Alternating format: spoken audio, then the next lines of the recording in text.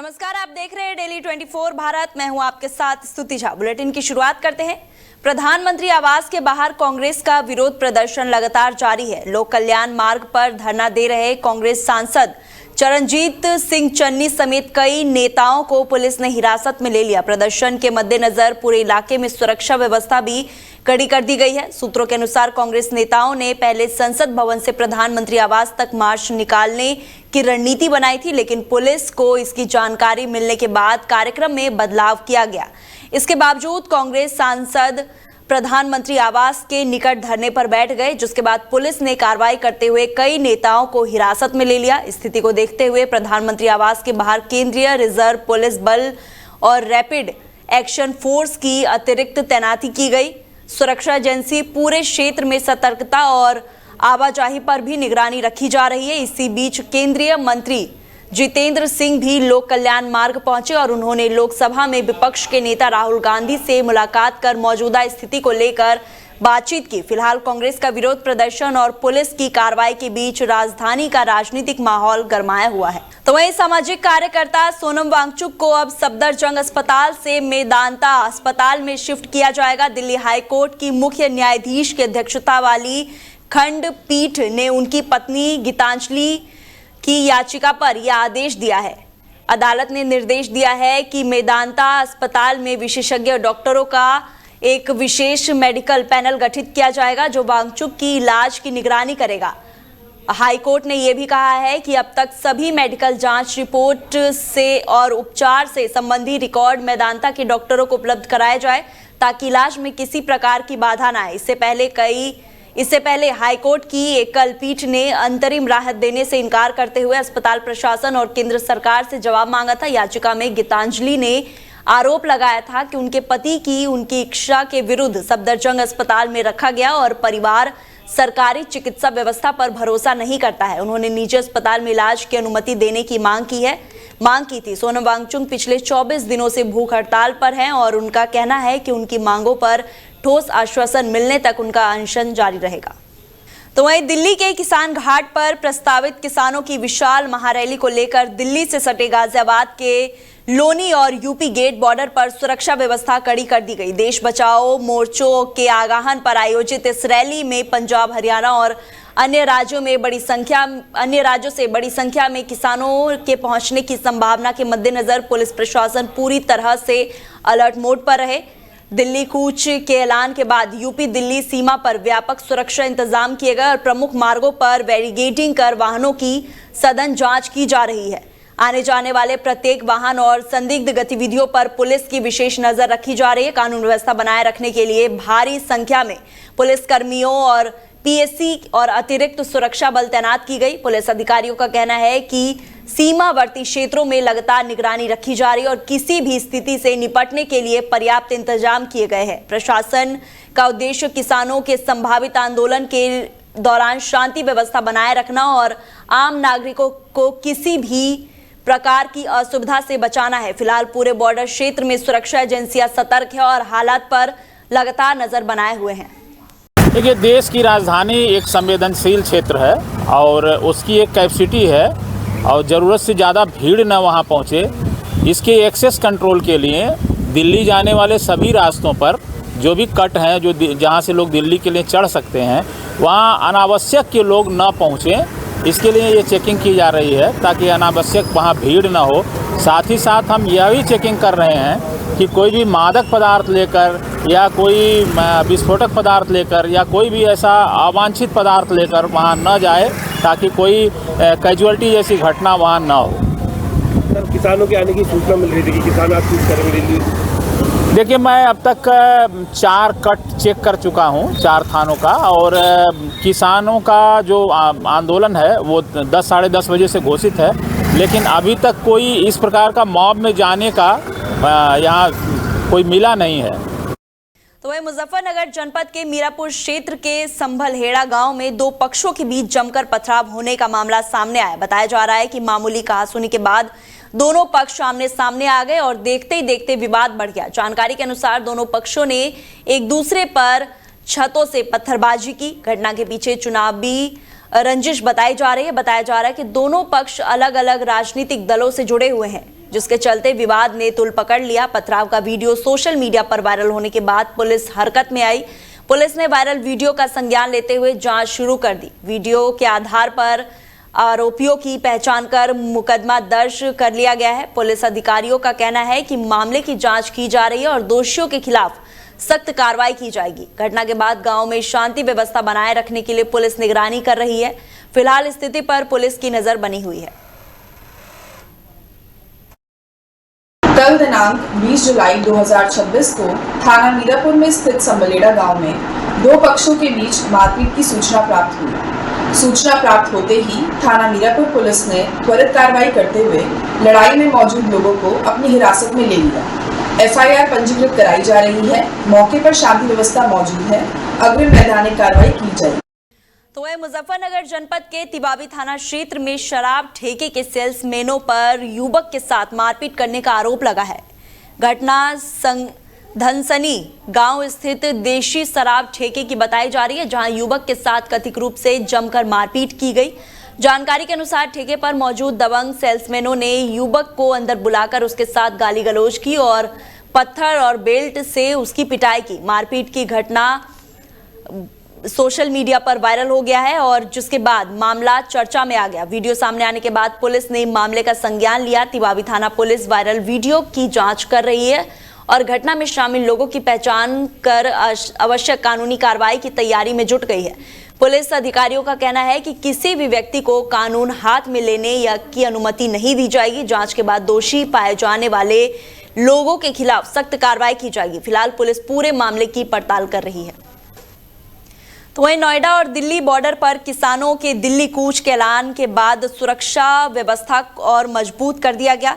प्रशासन ने एहतियातन सभी बॉर्डर पर निगरानी बढ़ा दी। चिल्ला बॉर्डर पर कई लेयर की बैरिकेडिंग की गई। वाहनों की सघन जांच की जा रही है और संदिग्ध गतिविधियों पर नजर रखने के लिए पुलिसकर्मियों की तैनाती बढ़ाई गई। सोमवार को छात्रों के उग्र प्रदर्शन को देखते हुए नोएडा बॉर्डर पर पहले से ही सुरक्षा इंतजाम कड़े कर दिए गए थे। अब एसीपी और एसएचओ समेत भारी संख्या में पुलिस बल तैनात किया गया। चिल्ला बॉर्डर के दिल्ली हिस्से में पैरामिलिट्री फोर्स भी तैनात किया गया। पुलिस हर आने जाने वाले वाहन और लोगों की गतिविधियों पर नजर बनाए हुए प्रशासन की ओर से सुरक्षा को लेकर विशेष सतर्कता बरती जा रही है। किसी भी अप्रिय स्थिति से निपटने के लिए पुलिस पूरी तरह से तैयार है। तो वहीं नोएडा में स्कूल वाहनों की सुरक्षा व्यवस्था और नियमों के पालन को लेकर परिवहन विभाग ने बड़ा अभियान शुरू किया है। विभाग अध्यक्ष के अनुसार हर पर जनपद पर अलग अलग स्कूलों में सघन संचालित वाहनों की जांच की जा रही है। अभियान के दौरान स्कूल वाहनों के परमिट और फिटनेस प्रमाण पत्र और अन्य जरूरी दस्तावेजों की गहन जांच की जा रही है। जांच की गई वाहनों में नियम से जुड़ी कमियां सामने आई है। जनपद में स्कूल के नाम पर करीब 3000 से अधिक वाहन पंजीकृत है। जांच के दौरान करीब 2 दर्जन वाहन परमिट और फिटनेस से संबंधी कमियां पाई गई है। संबंधी वाहन चालकों को नोटिस जारी किए गए हैं और परिवहन विभाग कमियां पाए जाने पर पाए गए वाहनों की सूची और बीएसए और डीसीपी ट्रैफिक के माध्यम से संबंधी विद्यालयों को भेज दी गई है। विभाग ने साफ निर्देश दिए हैं कि जरूरी दस्तावेज पूरे होने तक इन वाहनों का सघन संचालन ना किया जाए। परिवहन विभाग की 5 प्रवर्तन टीमें लगातार स्कूल वाहनों की निगरानी कर रही है और नियमों का उल्लंघन करने वालों पर चालान और निरुद्ध करने की कार्रवाई की जाएगी। अब तक 7 स्कूल वाहनों को निरुद्ध किया जा चुका है और अभियान आगे भी जारी रहेगा। देखिए, कुछ प्रश्न आपका बहुत ही प्रासंगिक है। हमारे परिवहन विभाग द्वारा हमारे विभागाध्यक्ष के निर्देश पर हम लोग 1 तारीख से 7 तारीख तक अपने समस्त कार्यालय कर्मचारियों और स्वयं विद्यालय जा करके हमने स्कूलों का इंस्पेक्शन कराया और उनका जो भी SBI पोर्टल है उसमें पूरा सारी फीडिंग करा करके उसको देखा गया है। साथ ही 8 तारीख से 15 तारीख तक हमारा मुख्य फोकस जिन गाड़ियों का संचालन, ऐसी गाड़ियां हैं जो अधिकृत नहीं हैं या कोई प्रपत्र सही नहीं है या पूरे सुरक्षा के मानक पूरे नहीं कर रहे हैं, तो उनके खिलाफ प्रवर्तन की भी कार्रवाई का हमारा लगातार चल रहा है। हमारे जनपद में स्कूल लगभग 3000 से ऊपर वाहन जो स्कूल के नाम पंजीकृत हैं वो हैं। उनमें लगभग 2 दर्जन गाड़ियां ऐसी हैं जिनमें परमिट और फिटनेस का इश्यू आ रहा है। उनको सबको प्रॉपर नोटिस भेज दी गई है और उसकी पूरी लिस्ट हम DIOS और BSA के माध्यम को विद्यालयों को भेज दिए हैं, DCP ट्रैफिक के माध्यम से भेज दी गई है। उनको ये सख्त निर्देश दिए गए हैं कि जब तक फिटनेस और परमिट प्राप्त न कर लें तब तक किसी भी दशा में उन वाहनों का संचालन न करें। हमारी 5 प्रवर्तन टीमें लगातार इस चीज़ को अपनी निगरानी में रखें कि अगर ऐसी वाहन संचालित पाई जाती है तो उसके विरुद्ध नियमानुसार चालान बदल की कार्रवाई की जाती है। लगभग 7 वाहन हम निरुद्ध भी कर चुके हैं और आगे भी लगातार करते हैं। देखिए, तो वहीं भारतीय किसान यूनियन के देशव्यापी आंदोलन के तहत मंगलवार को गौतम बुद्ध नगर के सूरजपुर स्थित जिला कलेक्ट्रेट पर सैकड़ों किसानों ने जोरदार प्रदर्शन किया। किसानों ने भारत अमेरिका ट्रेड डील, स्थानीय किसानों की लंबित मांगों और दिल्ली में युवाओं पर कथित पुलिस कार्रवाई को लेकर सरकार के खिलाफ नारेबाजी की। कलेक्ट्रेट पहुंचने के बाद किसानों ने धरना शुरू करने की तैयारी की। इस दौरान पुलिस ने DM ऑफिस के पास बिछाई गई दरियों को हटाकर दूसरी ओर कर दिया।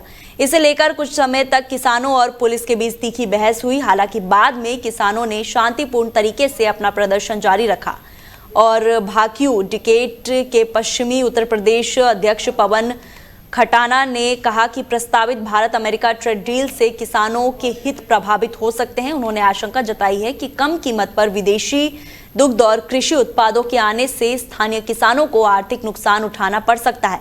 किसान नेताओं ने 64.7% बढ़ा हुआ मुआवजा, 10% आबादी भूखंड, रोजगार समेत अन्य लंबित मांगों को जल्द पूरा करने की मांग उठाई है। उनका कहना है कि कई बार आश्वासन मिलने के बाद भी समस्याओं का समाधान नहीं हुआ और भाकियू नेताओं ने जंतर मंतर पर प्रदर्शन कर रहे युवाओं पर कथित पुलिस कार्रवाई की निंदा की है। उन्होंने चेतावनी दी है कि यदि किसानों की समस्याओं का जल्द समाधान नहीं हुआ तो वार्ता सफल नहीं रही तो संगठन भविष्य में बड़े आंदोलन की रणनीति तैयार करेगा। तो वहीं बुलंदशहर के पहासू थाना क्षेत्र में पुलिस अभिरक्षा में आक्रोशित भीड़ द्वारा युवक की पिटाई करने के मामले में पुलिस ने कार्रवाई शुरू कर दी है। घटना का वीडियो सोशल मीडिया पर वायरल होने के बाद पुलिस ने मामले में 2 अलग-अलग FIR दर्ज की है। पुलिस ने बाबा साहेब पर अभद्र टिप्पणी करने वाले युवक के खिलाफ भी FIR दर्ज की है। वहीं पुलिस कस्टडी में युवक के साथ मारपीट करने वाले 2 दर्जन से अधिक लोगों के खिलाफ भी मुकदमा दर्ज किया गया है। पुलिस वायरल वीडियो के आधार पर मारपीट करने वाले लोगों की पहचान करने में जुटी हुई है। अज्ञात आरोपियों के खिलाफ भी FIR दर्ज कर आगे की कार्रवाई की जा रही है। घटना की जानकारी मिलने के बाद SP देहात और CO DY और पहासू थाना पुलिस समेत कई थानों का पुलिस बल मौके पर पहुंचा और इलाके में शांति व्यवस्था बनाए रखने के लिए पुलिस ने फ्लैग मार्च भी निकाला। बताया जा रहा है कि यह घटना पहासू थाना क्षेत्र के कस्बा पहासू स्थित मठ मंदिर के पास हुई थी। पुलिस पूरे मामले की जांच कर रही है और आरोपियों के खिलाफ कार्रवाई की जा रही है। थाना पहासू को आज सूचना प्राप्त हुई थी कि एक युवक द्वारा डॉक्टर बाबा साहब अम्बेडकर के संबंध में एक आपत्तिजनक टिप्पणी की गई है, जिस पर पुलिस मौके पर पहुंची थी और अभियुक्त जो है उसको हिरासत में भी लिया गया था। उसके खिलाफ मुकदमा भी पंजीकृत किया जा चुका है, उसमें आवश्यक वैधानिक कार्रवाई की जा रही है। इसमें जो युवक है उसके साथ कुछ अन्य व्यक्तियों द्वारा भी मारपीट की गई है, जिसके संबंध में तहरीर प्राप्त करते हुए मुकदमा लिखवाया गया है। इसमें मैं स्पष्ट करना चाहूँगा कि किसी भी महापुरुष के खिलाफ किसी भी प्रकार की अभद्र टिप्पणी स्वीकार्य नहीं है और इसमें किसी के द्वारा भी ऐसा किया जाता है तो तत्काल उसमें मुकदमा पंजीकृत किया जाएगा और आवश्यक वैधानिक कार्रवाई भी की जाएगी। लेकिन इसमें ये भी बताना आवश्यक है कि किसी भी व्यक्ति द्वारा किसी भी युवक के साथ या किसी भी व्यक्ति के साथ मारपीट करना भी विधि विरुद्ध है और इसमें भी अगर इस प्रकार का कोई प्रकरण संज्ञान में आता है या आएगा उसमें भी इसी प्रकार की कार्रवाई की जाएगी, उसमें मुकदमा पंजीकृत किया जाएगा और आवश्यक वैधानिक कार्रवाई भी की जाएगी। थाना पहासू को आज सूचना प्राप्त हुई थी।